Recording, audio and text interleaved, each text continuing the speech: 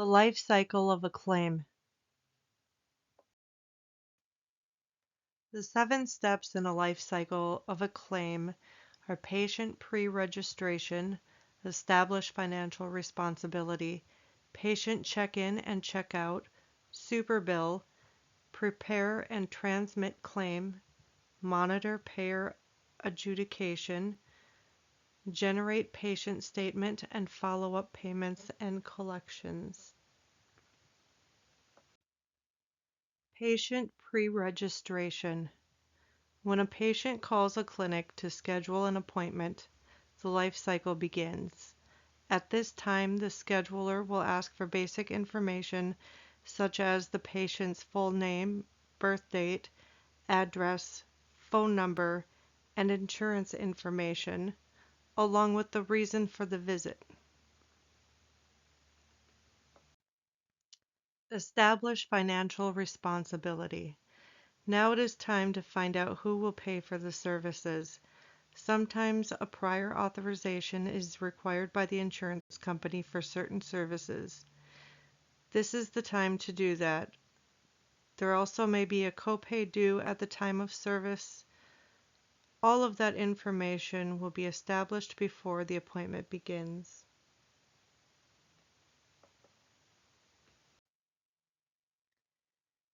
Patient check-in and check-out. Now time to check in.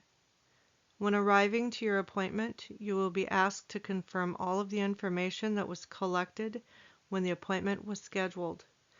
Copies of the insurance card and photo identification are taken at this time, as well as collecting any copay or payments on a past due bill that may be owed at the time of service. When a patient checks out, they're given an after-visit summary. This tells them everything they need to know about the appointment, including diagnosis, future tests, and appointments if needed, and a list of new medications. This is the time that any unpaid copays can be collected. Superbill. A superbill is filled out during each appointment. The superbill is where all of the important information about the visit and diagnosis is recorded. The medical professional will use CPT and ICD-10 codes in this form, and it must be signed by a physician. Then it is handed over to the medical biller or coder so they can look it over and complete their part of it. Prepare and transmit claim. Before a claim is sent out to the insurance company, a medical professional has to make sure it has all of the important information about the patient, the diagnosis, any medical procedures performed, and any equipment used or given to the patient. The medical facility has to follow HIPAA rules when they submit the claims electronically. A claim has to be filed accordingly to the rules of the insurance company involved. Monitor payer adjudication. During this stage, the payer looks over the medical claim and decides whether it is a valid claim or not. They also decide how much of the claim will be covered by the payer. Sometimes they will be reimbursed if the patient had already paid for the services. The claim will be accepted, rejected, or denied. If a claim has been accepted, it means the payer has agreed to pay all or portion of the claim. If the claim is rejected, it could be missing some information or possibly coded wrong. In this situation, the biller can fix and resubmit the claim.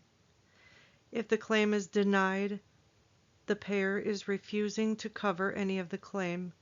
This usually happens if the services were not covered in the insurance plan or may be a pre-existing condition that may not be covered by the insurance company. Generate patient statement and follow-up payments and collections.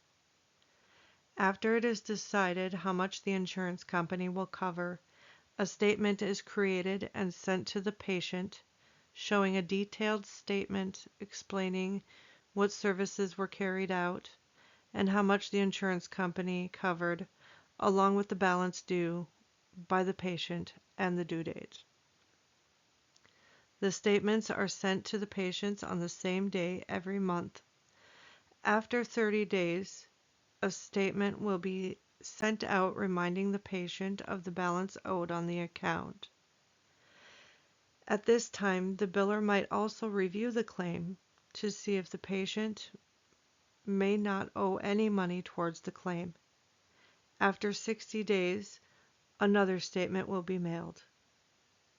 This statement will include a sticker or a written note telling the patient that the bill is past due. The biller might also make a phone call to the insurance company to be sure they don't owe any money towards the bill. They also might call the patient to let them know they have not received a payment.